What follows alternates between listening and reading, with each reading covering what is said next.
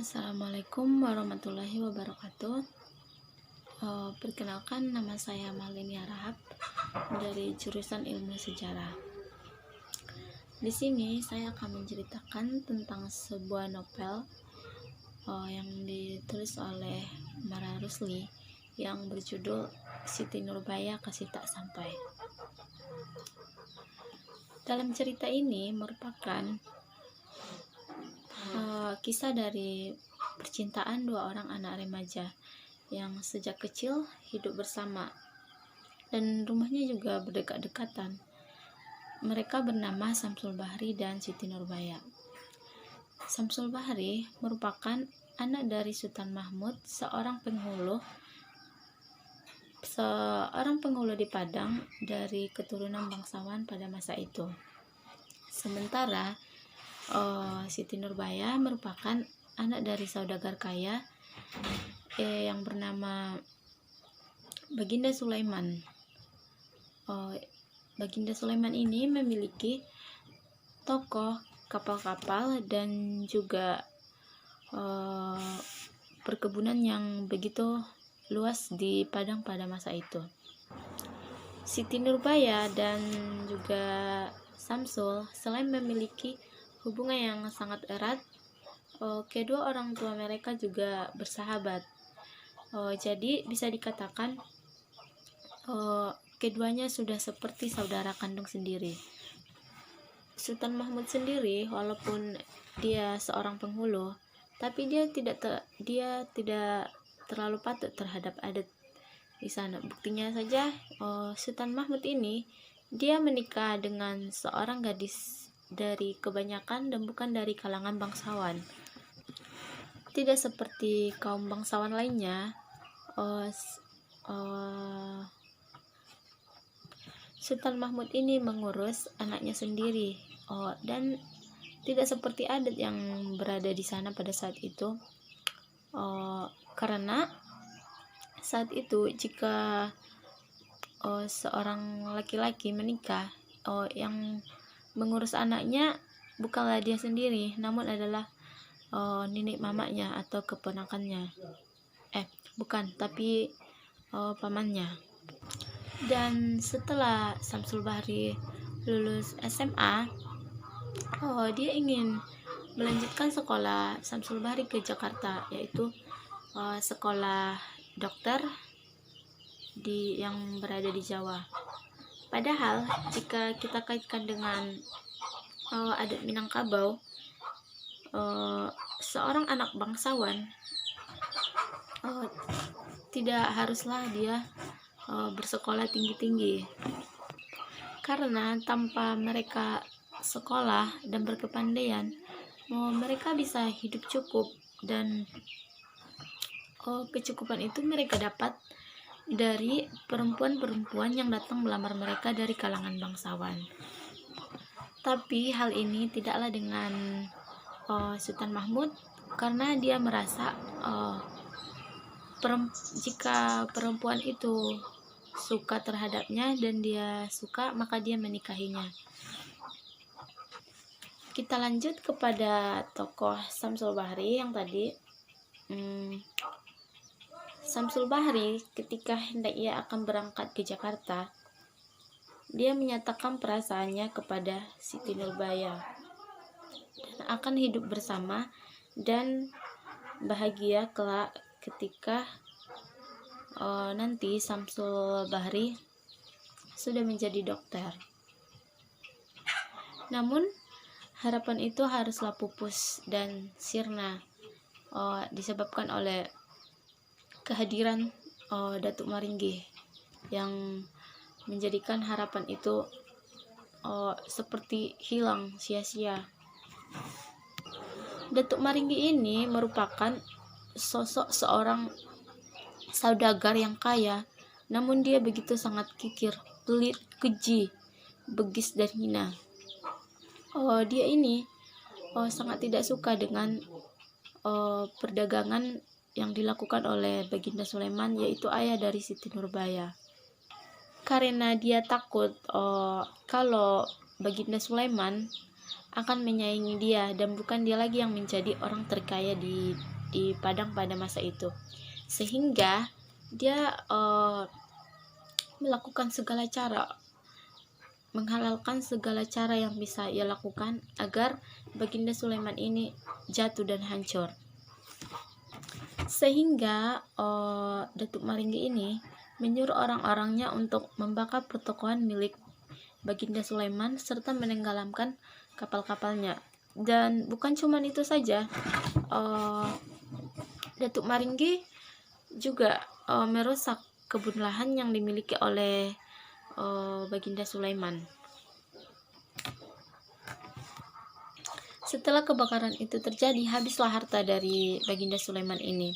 Sehingga karena pada masa itu dia merasa kalau Datuk Maringgi ini adalah orang baik, jadi dia meminjam uang kepada Datuk Maringgi sebanyak 10.000 rupiah yang dia gunakan untuk mengembangkan kembali hasil perniagaannya yang telah hancur. Namun sayangnya Baginda Sulaiman tidak dapat mengembangkan kembali uang tersebut karena dia selalu rugi dan rugi. Jadi lama kelamaan habislah uang tersebut. Berjarak sekitar 3 bulan, Datuk Maringgi datang kembali untuk meminta uangnya karena dia bilang kalau dia merasa perlu dengan uang tersebut. Namun apalah daya jika Baginda Sulaiman sudah tidak memiliki uang lagi. Jadi akhirnya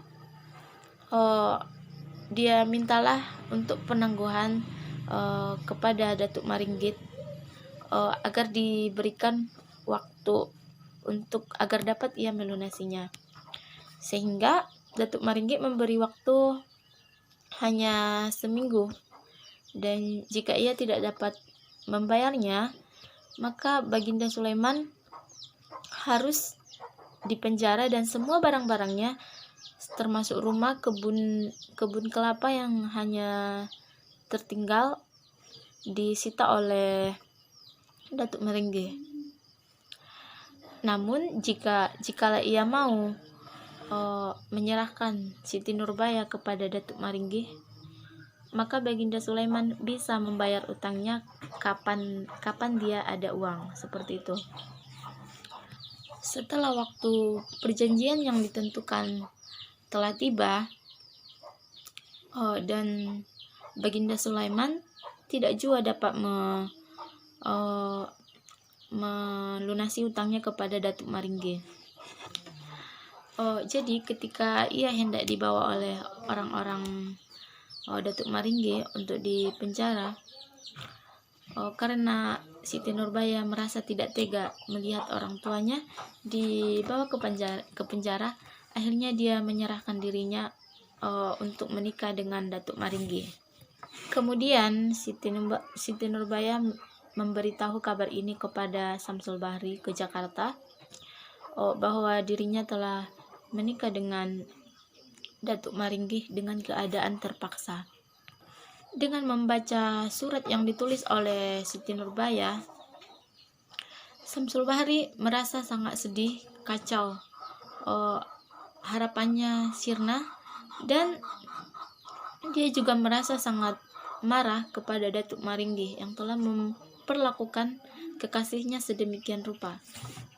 Sehingga sejak kejadian itu ayah dari Siti Nurbaya sakit, dan ketika hendak menjalan puasa Ramadan, akhirnya Samsul Bahri pun kembali ke kota Padang. Jadi saat Samsul Bahri kembali ke kota Padang, banyak kejadian-kejadian yang begitu rumit. Ketika hendak ia menjenguk Baginda Sulaiman ke rumahnya, Baginda Sulaiman berpesan bahwa jika kelak ia meninggal berpulang ke rahmatullah, dia ingin sekali dia ingin sekali kelak Samsul Bahri lah yang menjaga Siti Nurbaya. Kejadian rumit yang menimpa Siti Nurbaya dan Samsul Bahri pada saat itu, yang pertama yaitu pada saat Samsul Bahri terusir oleh ayahnya dari kota Padang. Karena ketika itu Samsul Bahri saat sedang duduk di halaman bersama Siti Nurbaya, Datuk Maringgi datang sehingga menimbulkan perkelahian. Karena Samsul Bahri ingin membela kekasihnya itu. Tepat pada saat kejadian itu juga ayah Siti Nurbaya meninggal, dan Samsul pada keesokan harinya melarikan diri dari kota Padang.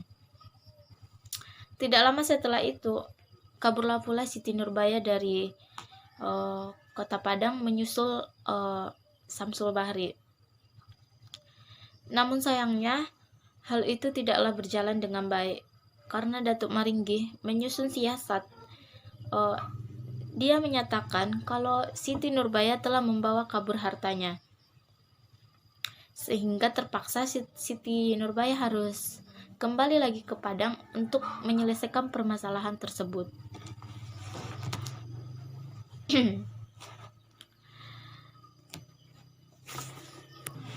Setelah masalah itu selesai, ternyata tidak puas juga Datuk Maringgi untuk menyiksa ataupun menganiaya Siti Nurbaya. Akhirnya ia meracuni Siti Nurbaya melalui perantara orang-orangnya, sehingga Siti Nurbaya pun meninggal. Karena mendengar kabar itu, pada hari itu juga bertepatan dengan hari itu juga ibunda dari Samsul Bahri meninggal dunia. Karena sudah sejak lama memang dia sudah sakit.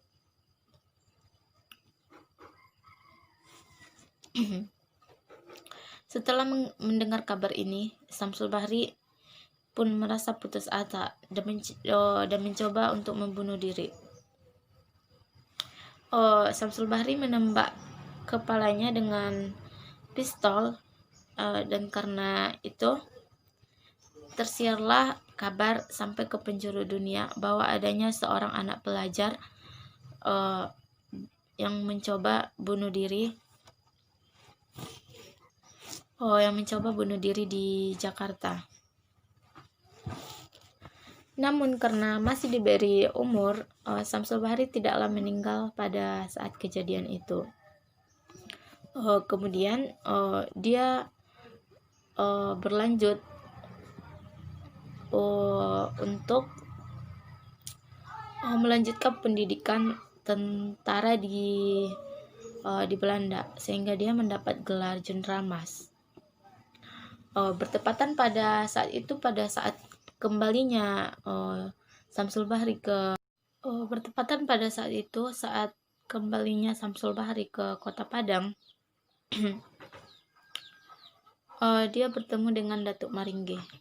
Nah, disitulah dia membalaskan dendamnya yang telah sekian lama dia pendam, dan dia pun akhirnya menembak Datuk Maringgi. Namun sebelum sempat anak peluru dari pistolnya mengenai Datuk Maringgi menyayatnya dengan parang sehingga mengenai kepalanya. Nah, dari penembakan itulah Samsul Bahri akhirnya meninggal. Namun sebelum ia meninggal, dia sempat bertemu dengan ayahnya Sultan Mahmud, dan dia berpesan kalau dia dikuburkan di dekat makam ibundanya dengan Siti Nurbaya. Tanpa Sultan Mahmud sadari, setelah dokter yang berada di sana memberitahu kalau itu adalah Jenderal Mas, akhirnya Sultan Mahmud menangis tersendu-sendu akibat dari kelakuannya selama ini. Tidak lama kemudian, setelah Syamsul Bahri meninggal, Sultan Mahmud pun jatuh sakit dan akhirnya meninggal. Jadi kesimpulan yang bisa saya ambil dari novel Siti Nurbaya Kasih Tak Sampai ini, yaitu dari cerita ini dapat disimpulkan bahwa kisah yang menyangkut Siti Nurbaya ini adalah tentang sebuah kisah cinta yang begitu rumit dan menghadapi banyak cobaan. Sampai ketika penghujung hayatnya pun Siti Nurbaya harus meninggal dengan keadaan diracuni oleh Datuk Maringgi. Juga dengan Syamsul Bahri yang merasa sangat sedih dengan kepergian Siti Nurbaya, sehingga dapat kita simpulkan akhir dari novel ini, sejak rasa sakit yang Syamsul pendam selama ini, dia dapat membalaskan dendamnya tersebut kepada Datuk Maringgi. Begitu juga dengan ayah dari Syamsul Bahri yang merasa sangat menyesal dengan semua kelakuannya terhadap anak dan istrinya tersebut. Menurut pendapat saya, yang bisa saya ambil dari novel ini sebenarnya cukup menarik untuk dibaca dan dapat membuat si pembacanya merasa seolah-olah dia yang merasakan kejadian atau peristiwa yang ada dalam novel tersebut. Saya sendiri sangat terkesan dengan hal tersebut. Namun sedikit yang bisa saya sampaikan dalam isi dari novel tersebut, karena dari segi bahasanya masih sangat kuno dibilang atau tertinggal, jadi sangat banyak kata-kata yang sulit untuk dimengerti. Jadi menurut saya sebaiknya kata-kata tersebut bisa kita ubah dengan bahasa seperti sekarang ini. Juga di dalam novel tersebut juga terdapat banyak sastra berupa syair, pantun-pantun yang menurut saya cukup menarik dalam hal tersebut, jika dari sebagian besar orang menyukai tentang kesastraan. Baiklah, sekian yang bisa saya sampaikan. Assalamualaikum warahmatullahi wabarakatuh.